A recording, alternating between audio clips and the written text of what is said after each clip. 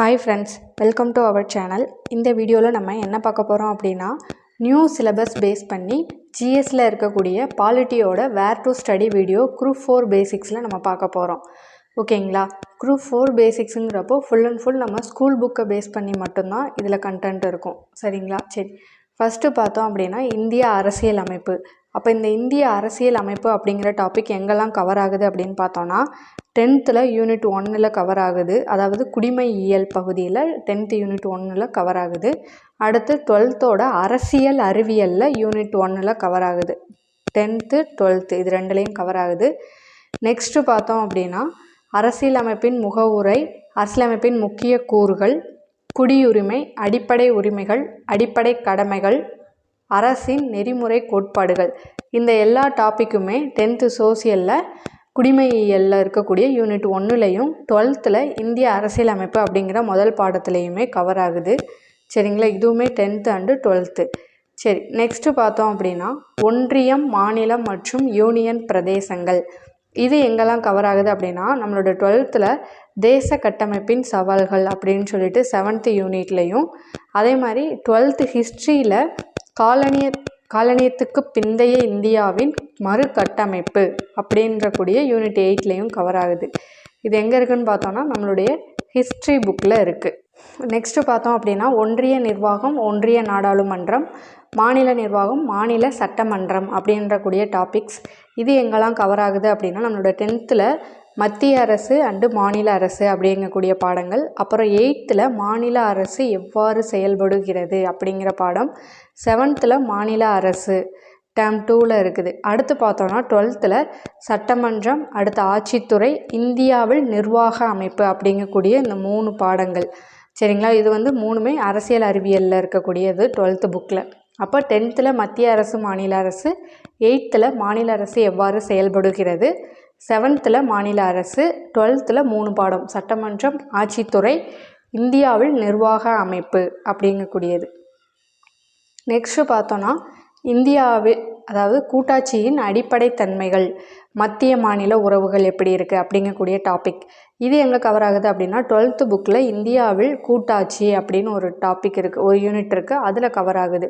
கூட்டாட்சியின் அடிப்படை தன்மைகள், மத்திய மாநில உறவுகள்னு எடுத்துக்கிட்டால் நமக்கு 12th புக்கில் யூனிட் 5 இந்தியாவில் கூட்டாட்சியில் கவர் ஆகுது. அடுத்து பார்த்தோன்னா உள்ளாட்சி அமைப்புகள், பஞ்சாயத் ராஜ், இந்த 2 டாப்பிக்கும் எங்கே கவர் ஆகுது அப்படின்னா 6th term 2 unit 2, 9th unit 5, அடுத்து 11th அரசியல் அறிவியலில் இருக்கக்கூடிய 11வது பாடம். இந்த 3லேருந்துமே நமக்கு என்ன கவர் ஆகுது அப்படின்னு பார்த்தோன்னா இந்த உள்ளாட்சி அமைப்புகளும் பஞ்சாயத்து ராஜும் கவர் ஆகுது. அடுத்து பார்த்தோன்னா தேர்தல் பற்றி 9th 11th கவர் பண்ணியிருக்கோம். 11th வந்துட்டு 11th யூனிட், 9th வந்துட்டு 1st யூனிட். அடுத்து பார்த்தோம் அப்படின்னா இந்திய நீதி அமைப்புகள். இந்த இந்திய நீதி அமைப்புகள் எங்கெல்லாம் கவர் ஆகுதுன்னு பார்த்தோன்னா 8th யூனிட் 7, 10th யூனிட் 2 இருக்கக்கூடிய 2.6 அப்படிங்கிற டாப்பிக்கும் 3.5 அப்படிங்கிற டாபிக் மட்டும். 12th பார்த்த அளவுக்கு யூனிட் 4. ஓகேங்களா? இந்த 3 இடத்துல இருந்தும் கவர் ஆகுது. சரி, அடுத்து பார்த்தோன்னா சட்டத்தின் ஆட்சியை பொறுத்தளவுக்கு 12th இருக்கக்கூடிய உயர் நீதிமன்றங்கள், அடுத்து சட்ட திருத்தங்கள், இதெல்லாம் எங்கன்னா அந்த புக் பேக்கில் பின்னாடி எக்ஸ்ட்ரா சோர்சஸ்ன்னு கொடுத்துருப்பாங்க, அதில் இருந்தும் இது போக நம்ம அவுட் ஆஃப் சோர்சஸில் இருந்தும் சட்டத்தின் ஆட்சிக்கு கவர் பண்ணி படிக்கிற மாதிரி இருக்கும். அடுத்து பார்த்தோம் அப்படின்னா பொது வாழ்வில் ஊழல் தடுப்பு நடவடிக்கைகள், லோக்பால் மற்றும் லோக் ஆயுக்தா. இதை பொறுத்தளவுக்கு என்னென்னா ஸ்கூல் புக்கில் அவ்வளோவா டாபிக்ஸ் நமக்கு வந்து கவர் ஆகாது. அப்போ நம்ம என்ன பண்ணணும் அப்படின்னா அவுட் ஆஃப் சோர்ஸில் இருந்து தான் படித்தாகணும். முடிஞ்ச அளவுக்கு லக்ஷ்மிகாந்த் புக்கு வச்சுருந்தீங்க அப்படின்னா அதிலேருந்து இந்த டேட்டாஸ் வந்து கலெக்ட் பண்ணி படிச்சுக்கோங்க. அப்படி இல்லைன்னா நீங்கள் அதர் பப்ளிகேஷனோட புக்ஸ் ஃபாலோ பண்ணுறீங்கன்னா அதிலேருந்து கூட இந்த டாபிக்ஸ் வந்து கவர் பண்ணிக்கலாம். நெக்ஸ்ட்டு பார்த்தோம் அப்படின்னா தகவல் அறியும் உரிமை சட்டங்கள். இந்த தகவல் அறியும் உரிமை வந்து 9th புக்கில் யூனிட் 3 கவர் ஆகுது. அதுபோக எக்ஸ்ட்ரா நமக்கு வேணுங்கிற பட்சத்தில் லக்ஷ்மிகாந்த் புக்கை ஃபாலோ பண்ணிக்கலாம். நெக்ஸ்ட்டு வந்து பெண்களுக்கு அதிகாரம் அளித்தல். இது வந்து 7th டேர்ம் 3 யூனிட் 1 கவர் ஆகுது. அடுத்து நுகர்வோர் பாதுகாப்பு அமைப்புகள் 7th யூனிட் 2, அதாவது டேர்ம் 3 யூனிட் 2. அடுத்து நுகர்வோர் பாதுகாப்பு அமைப்பு பற்றி வணிகவியலில் 12th வணிகவியலில் கொடுத்துருக்காங்க, யூனிட் 16. நெக்ஸ்ட்டு பார்த்தோம் அப்படின்னா மனித உரிமைகள் சாசனம். இந்த மனித உரிமைகள் சாசனம் எங்கெல்லாம் கவர் ஆகுதுன்னு பார்த்தோன்னா 8th யூனிட் 4, அடுத்து 9th unit 3. 8th unit 4, 9th unit 3. இந்த 2 பாடங்கள்லையும் கவர் ஆகுது. சரி, நெக்ஸ்ட்டு வந்து தமிழ்நாடு மற்றும் இந்தியாவின் அரசியல் கட்சிகளும் மற்றும் ஆட்சியல் முறைகளும். இது எங்கெல்லாம் கவர் ஆகுது அப்படின்னு பார்த்தோன்னா 7th term 1 unit 2, 9th unit 2, அடுத்து 11th யூனிட் 10.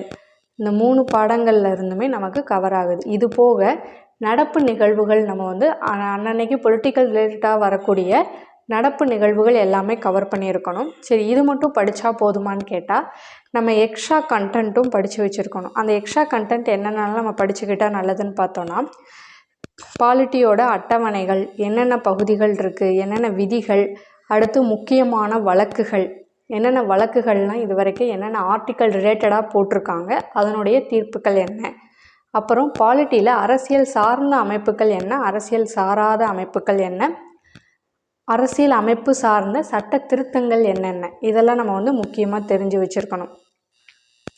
இப்போ இதில் இருக்கிற வேர் டு ஸ்டடீஸ் எல்லாமே பார்த்தோன்னா குரூப் 4 ஃபாலோ பண்ணுற அளவுக்கு போதுமானதாக இருக்கும். சப்போஸ் நம்ம குரூப் 1க்கோ குரூப் 2க்கோ ப்ரிப்பேர் பண்ணுறோம் அப்படிங்கிற பட்சத்தில் லக்ஷ்மிகாந்த் புக்கை வந்து ஃபாலோ பண்ணுங்கள். எக்ஸ்ட்ரா அந்த புக்கில் இருக்கிற கண்டென்ட்டே நமக்கு போதுமானது. அப்படி இல்லை அப்படின்னா அதர் பப்ளிகேஷன் உங்களுக்கு எது கன்வீனியண்ட்டாக இருக்கோ அந்த புக்கை வந்து நீங்கள் ஃபாலோ பண்ணி இந்த கண்டென்ட்டுக்கெல்லாம் படிச்சுக்கோங்க. ஓகேங்களா? முடிஞ்ச அளவுக்கு இதில் இருக்கக்கூடிய டாபிக்ஸை முக்கியமாக கவர் பண்ணுங்கள். நெக்ஸ்ட்டு வந்து பாலிட்டியில் இருக்கக்கூடிய ஒவ்வொரு டாபிக்ஸ் பற்றி நம்ம கிளாஸஸில் பார்க்கலாம்.